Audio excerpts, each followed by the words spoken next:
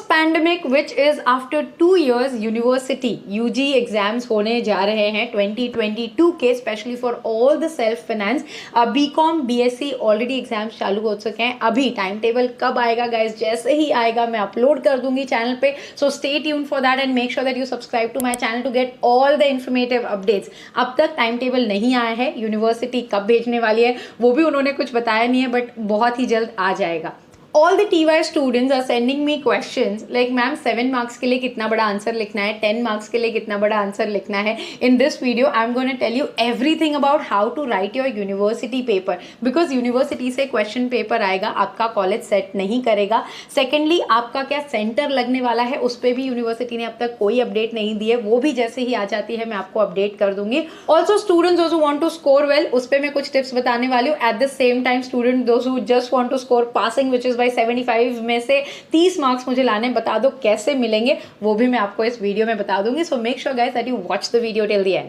Hi guys, this Pooja Gupta, welcome to media mentor. So first thing guys, अगर आप self finance course के लिए appear कर रहे हो which is BBI, BAF, BMS, BMM, I am gonna tell you कि आप कैसे पेपर अटेम्प्ट करोगे, बिकॉज आपका जो एक्सटर्नल पेपर है वो या तो 60 मार्क्स का होगा या 75 मार्क्स का होगा। 100 मार्क्स के जो ट्रेडिशनल कोर्सेज हैं उनके होते हैं। सो 60 मार्क्स एंड 75 मार्क्स में से again passing is 28 and 30 marks which is 60 में से आपको 28 स्कोर करना है एंड आउट ऑफ 75 आपको पासिंग चाहिए 30। स्टार्टिंग विथ फ्यू पेपर्स में जहां पे आपको ऑब्जेक्टिव्स आते हैं विच इज BMS के कुछ पेपर्स में ऑब्जेक्टिव क्वेश्चंस पूछा जाता है। तो ऑब्जेक्टिव या तो 1 मार्क का होता है या तो 2 मार्क्स का होता है। पर क्वेश्चन आपको 1 मार्क मिलते हैं या 2 मार्क मिलते हैं। नाउ सबसे बड़ा कंफ्यूजन आ जाता है कि अगर 5 मार्क का क्वेश्चन है, मैं मिनिमम से मैक्सिमम मार्क्स तक जाऊंगी। सो मिनिमम एज इन 1 और 2 मार्क्स का क्वेश्चन होता है, देन कम्स 5 मार्क्स के शॉर्ट नोट्स। अब शॉर्ट नोट्स में आपके जो यूनिवर्सिटी का शीट है उसके मैं साइड्स के बारे में बात करूँ। अगर आप पेज की बात करें तो ये पूरा पेज होता है, बट अगर हम साइड्स की बात करें तो दिस इज 1 साइड। सो आपको 5 मार्क के लिए 2 साइड्स लिखने हैं, like 1 side and your next side. तो इतना आपको मिनिमम लिखना है for scoring 5 marks.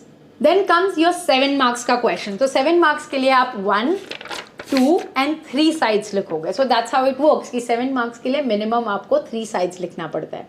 Then comes your 8 marks question, obviously उसके लिए आपको लिखने पड़ेंगे 4 साइड्स। देन कम्स आपका 10 मार्क्स का क्वेश्चन जिसके लिए आपको 5 साइड्स लिखने पड़ते हैं। बट अगर कैलकुलेटिव क्वेश्चन है, जैसे कि कुछ फॉर्मूला बेस्ड है या कैलकुलेशन आपका आ जाता है, तो 2 पेज में अगर हो जाता है तो नो वरीज, 2 से 3 पेज भी चल जाएगा। बट अगर थियोरेटिकल क्वेश्चन है then you have to write 5 sides minimum.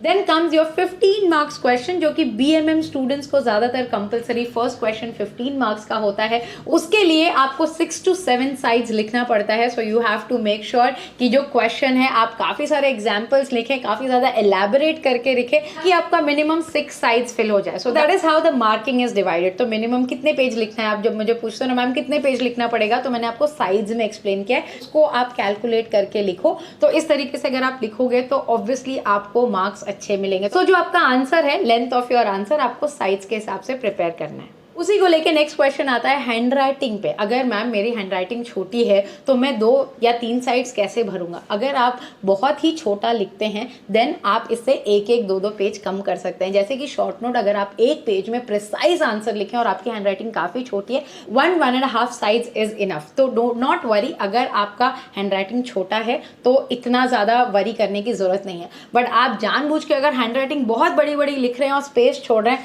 Late me tell you guys, उसमें अगर मेरे जैसा पेपर चेकर होगा ना तो बहुत इरिटेट हो जाएगा। तो वो मत करिए। मतलब फॉर नो रीजन आप स्पेस छोड़ रहे हैं, 2-2 लाइन की पैराग्राफ के बीच में जगह छोड़ रहे हैं, वेस्टेज ऑफ पेपर मत कीजिए, बिकॉज वो बहुत ज़्यादा एविडेंट हो जाता है कि भाई बच्चे को कुछ आता नहीं है इसलिए उसने ऐसा किया। तो आप अपना फर्स्ट इंप्रेशन ऐसा मत दीजिए। आप जितना हो सके जेन्युइनली लिखें, मतलब बहुत ज़्यादा बड़ा, बहुत ज़्यादा छोटा, 2-2 लाइन, वो सब मत करें। एंड देन 2 साइड जो मार्जिन डालते हैं, मार्जिन इतना बड़ा बड़ा मत रखो। So like when you put margin, तो मार्जिन का भी एक मिनिमम एरिया होता है, उतना ही रखिए, बड़े बड़े मार्जिन मत बनाइए। ये सारी चीज़ें आपको ध्यान से करनी है, बिकॉज आपका जो पेपर चेकिंग होगा वो रैंडमली टीचर्स के पास जाएगा। जैसे कि आपका यूनिवर्सिटी एग्जाम जो होता है, जैसे आपके बोर्ड एग्जाम्स होते हैं 10वीं और 12वीं के, कि अलग अलग कॉलेजेस में अलग अलग टीचर्स के पास जाएंगे। सो डिपेंड करता है, आपके टीचर अगर वो देख के इरिटेट होंगे तो आपका मार्क्स ज़रूर काट देंगे। नेक्स्ट स्टेप इज़ कि आप पैराग्राफ्स में लिखें और पैराग्राफ के बीच में सिर्फ एक लाइन छोड़ें। दूसरा, जितना हो सके उतना पॉइंटर फॉर्म में लिखें ज़्यादा स्कोर करने के लिए। पॉइंटर फॉर्म में लिखने से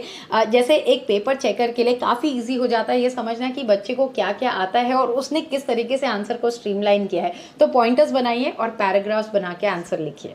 मोस्ट इंपॉर्टेंट थिंग जिससे बच्चे अपना मार्क लूज आउट करते हैं, so please make sure that आप क्वेश्चन नंबर डालें, मतलब क्वेश्चन 1 का A B कौन सा आप अटेम्प्ट कर रहे हैं, please make sure that you follow that. And also one most important thing I want to tell you guys कि जो क्वेश्चन रैंडमली अटेम्प्ट करते हो ना वो प्लीज मत करो। एज अ टीचर अंडरस्टैंड कि यार आपने क्वेश्चन नंबर 4 पहले लिख दिया है, क्वेश्चन नंबर 1 एंड में लिखा है, क्वेश्चन नंबर 2 कहीं रैंडमली लिख दिया है, तो क्या होता है हर टीचर को करेक्ट करने के बाद जैसे क्वेश्चन नंबर 1 के मार्क एंटर करने पड़ते हैं फ्रंट शीट में, तो that becomes really difficult for a teacher to follow. So आपको क्या करना है कि आप क्वेश्चन नंबर 1 लिखो, अगर आपको आंसर नहीं आता है 2 पेज छोड़ दीजिए, 3 पेज छोड़ दिए। अगर आपने नहीं भी लिख पाया तो आप कैंसिल कर सकते हैं लेटर ऑन। सो आप जिस तरीके से क्वेश्चन दिया है उसी तरीके से फॉलो करिए so that it is easy for the paper checker to check and give you quick break. And I want to tell you, a lot of you guys complain that I don't reply to your comment. For that I got a solution.